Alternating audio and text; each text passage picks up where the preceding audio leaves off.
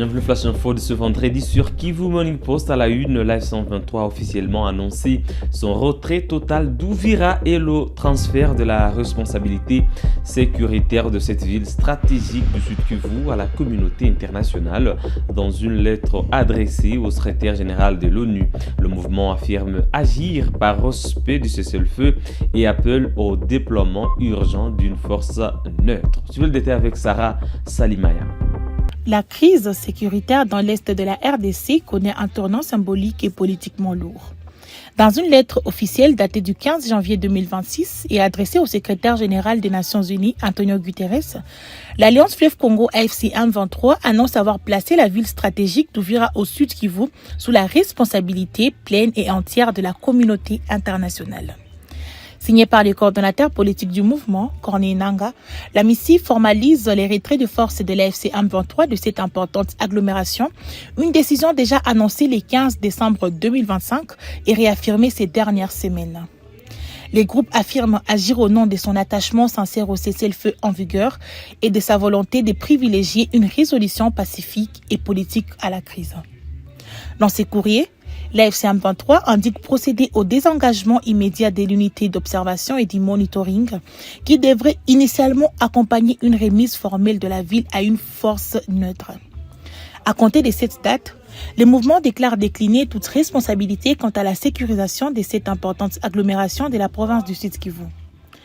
Il incombe désormais à la communauté internationale d'assurer la protection des populations civiles, la préservation de la paix ainsi que la sécurité des habitants d'Uvira, sans aucune discrimination. Écrit Corneille Nangaa, coordonnateur politique du mouvement, en référence directe au mandat de la mission des Nations Unies pour la stabilisation en RDC, MONUSCO. Le ton de la lettre s'est fait plus grave lorsqu'elle évoque de menaces persistantes pesant sur la ville. L'AFC M23 alerte sur la présence d'acteurs armés qualifiés de non-signataires de tout processus de paix, citant explicitement l'armée burundaise, les forces démocratiques de libération du Rwanda FDLR, les milices dites Wazalendo et des mercenaires soutenant les forces armées de la RDC. Selon les mouvements, ces groupes constituent une menace directe et immédiate non seulement pour les populations civiles, mais également pour le processus de paix en cours et pour la stabilité régionale dans son ensemble. Leur présence pourrait, avertit-il, faire basculer Uvira dans le chaos, la désolation ainsi que la violence. Face à ce qu'il décrit comme un moment critique, l'AFC M23 exhorte la communauté internationale à agir sans délai. Il apparaît indispensable de veiller au déploiement rapide d'une force véritable neutre dans la ville d'Uvira, insiste la lettre, plaidant pour une protection impartiale des civils et la consolidation du cessez-le-feu. Le mouvement inscrit sa démarche dans un cadre diplomatique plus large, faisant référence aux efforts de médiation régionaux et internationaux, pilotés notamment par l'Union africaine, le Qatar, les États-Unis et d'autres partenaires. Cette décision intervient au lendemain des bombardements de drones de FARDC ayant ciblé le port de Kalundu à Uvira, faisant plusieurs victimes civiles. Elle survient également quelques heures après des violents affrontements opposants depuis l'aube du jeudi 15 janvier 2026. Les combattants des Twirwaneho, alliés à l'AFC M23 aux forces armées de la RDC, appuyés par l'armée burundaise et les Wazalendo. Les combats se sont déroulés au point zéro, en territoire de Fizi, dans la province du Sud Kivu. Les tensions restent au zénith dans les hauts plateaux d'Uvira et de Fizi entre les belligérants. Le groupe armé Twirwaneho affirme avoir abattu un drone des forces armées de la RDC sur le haut plateau de Minembwe dans le territoire de Fizi en province du Sud Kivu dans l'est de la RDC. Cette annonce intervient dans un contexte de violents combats. Héritier Baraka nous en dit plus. Dans un communiqué publié jeudi 15 janvier 2026, les Twirwaneho revendiquent également la prise de la colline stratégique de Baruta, permettant, selon les mouvements, de contrôler les points zéro et plusieurs villages de cette partie du secteur d'Itombwe dans la province du Sud Kivu. Aujourd'hui, les forces de la coalition gouvernementale de la RDC, accompagnées des forces burundaises, des milices Wazalendo et des FDLR, ont lancé des attaques coordonnées au point zéro à 10 km à l'est de Minembwe dans le territoire de Fizi. L'opération comprenait à la fois des assauts au sol et des bombardements par drone visant délibérément la population civile des villages Rusankunku et aux alentours, entraînant des destructions des infrastructures civiles, des déplacements forcés des familles et mettant gravement en danger la vie des civils innocents, peut-on lire dans les communiqués. Face à ces agissements, les MRDP Twirwaneho affirment avoir réagi immédiatement avec ces unités en fait de défendre les civils. Le mouvement précise que ces éléments ont neutralisé un drone ennemi qui effectuait des bombardements sur des zones civiles. Le colonel Kamasanda Kize Welcome, porte-parole de Twirwaneho, affirme que ces combattants ont pris le contrôle des cités stratégiques dont la montagne de Baruta, longtemps utilisée selon lui comme base pour bombarder les zones civiles. Le MRDP Twirwaneho réaffirme qu'il ne tolérera jamais les violences ciblées contre les civils Banyamulenge par les FARDC, les forces burundaises et les milices Wazalendo et FDLR, en particulier lorsqu'ils sont motivés par des logiques de nettoyage ethnique. Depuis 48 heures, des combats sont signalés dans les territoires de Fizi. Ces affrontements ont provoqué un déplacement massif des populations malgré les procédures de Doha en cours. La FC-23 accuse Kinshasa de continuer à violer les cessez-le-feu en recourant à des drones d'attaque visant des zones densément peuplées.